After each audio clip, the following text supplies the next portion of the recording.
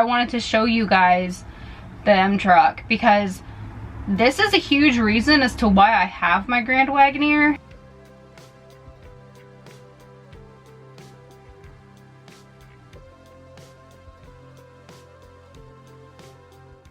I am sweating because it's so hot, but it's not. It's actually really cold.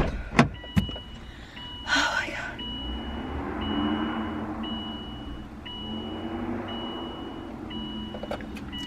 All right, so happy Saturday, everybody. It is currently like 4:30, and I'm sorry. Sorry if you can hear that noise. That is the door panels on my Subaru.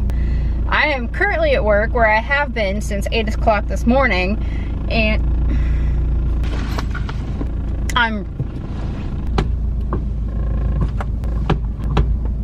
maybe. That's better. So I am gonna do a different type of video today, and that is because I have not even started thinking about the freaking fuel injection on the Wagoneer, and I don't want to keep like having huge gaps in between things, but it's just not something that I can do obviously while I'm working today. But what I can do while I'm here is I can show you the first Jeep that I ever bought. I never was like a Jeep person until I saw in the show Roswell from like the 90s. One of the main characters, Max, had an M38A2. And I thought it was the coolest Jeep ever, and realizing that they were a military version, I was curious about other military vehicles, and then I stumbled across the M715, and lo and behold, I bought one. I have had my M715 since 2015, so it's 5 years now, and in that time I've put maybe 3,000 miles on it, and it has actually been sitting at my job since 2018. It sucks because I really miss driving it. I really miss just being able to, I don't know, drive it. It's cool as crap. I will start it up for you. I can't put it into gear and drive it though, and give you kind of like an idea as to what's going on, because as soon as I put it into gear and go to take off, it stalls out. And I know it's a fuel issue, but I don't know what kind of fuel issue. I don't even know. It's a Jeep, and it's being an absolute butthead. I guess I'll drive over there and walk around it. Yeah, I'll drive over there. All right, I'm gonna drive over there and walk around it, and then you'll get to see what I mean about how cool it is.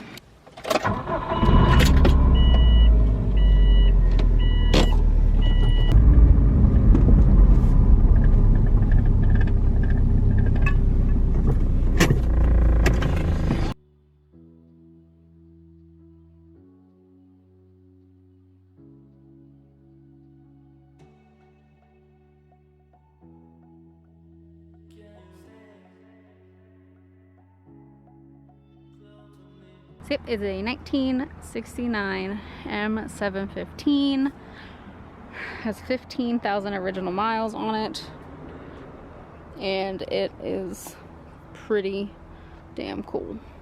It has quite a few layers of paint on it though, and it's like a red and OD green.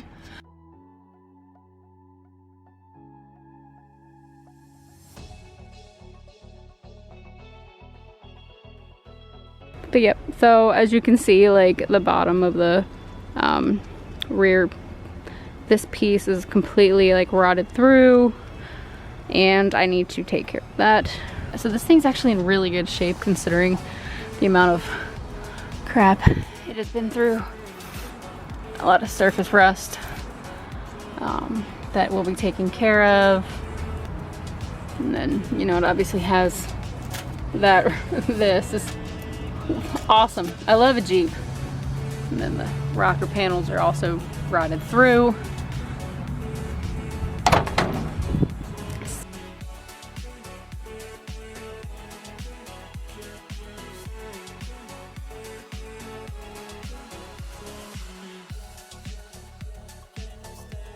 It has a 350 in it.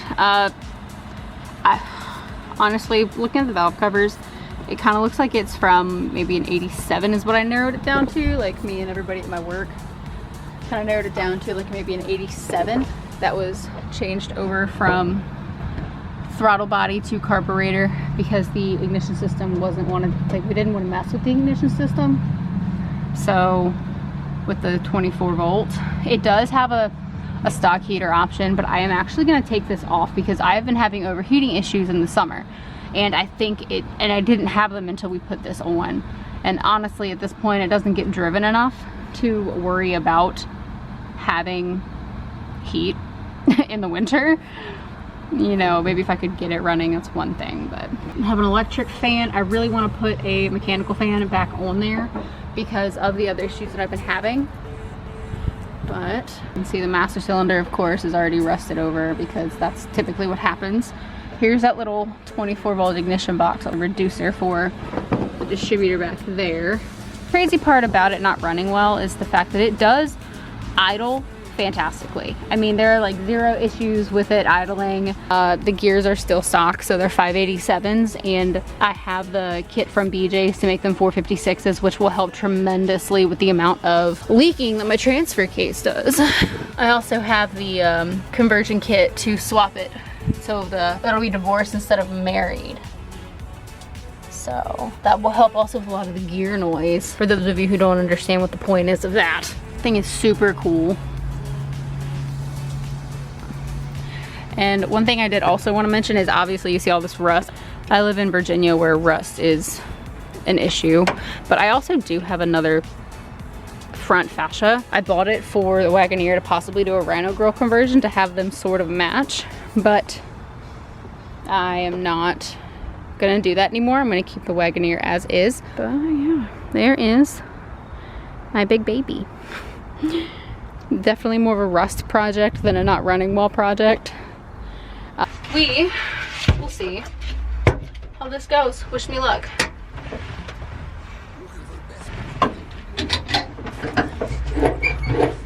I think it'll be easier.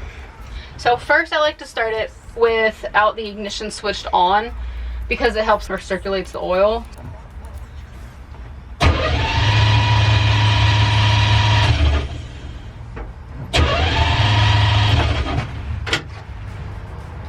Alright, you ready?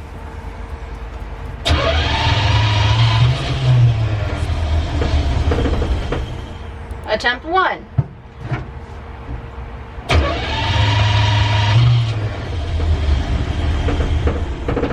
Attempt 2.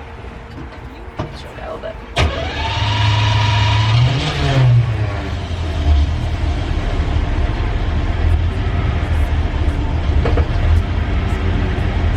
Give it a second.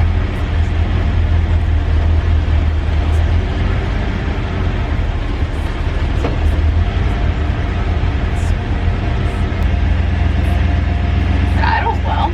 I mean, I don't know what more I could ask for. Considering I haven't driven this thing more than a mile in probably 3 years.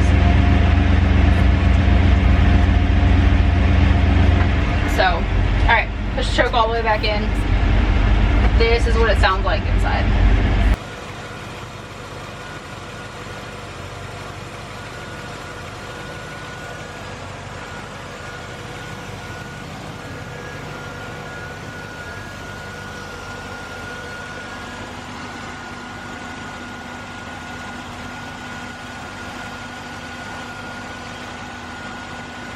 Alright, so yeah, there's not much to these trucks, and there's not really much to see. If you've seen one, you've kind of seen them all, especially if they're mainly stock. I can't really complain. I enjoy this truck. I love this truck so much. It is my favorite of my projects.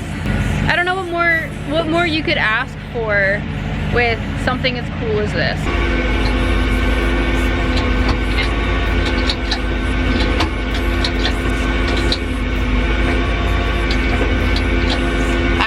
Here's an issue, is I need to rebuild the transmission because it won't let me get into gear. I wanted to introduce this one as well, or I wanted to show you guys the M truck, because this is a huge reason as to why I have my Grand Wagoneer, and you'll see this one soon. a lot more.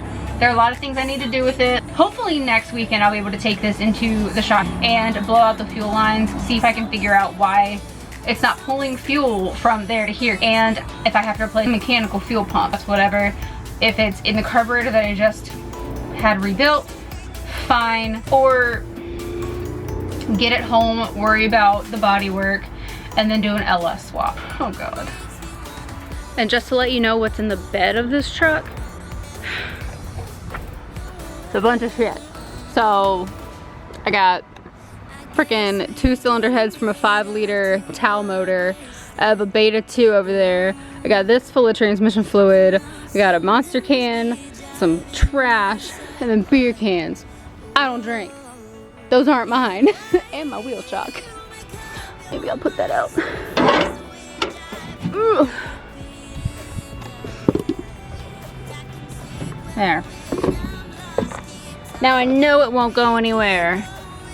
Yep, water leak in the Jeep. And thanks to that, look. This is new. One day I will get this thing done and fixed, and until then, it will rot, which really, really sucks. So, yep, all right. Well, see ya.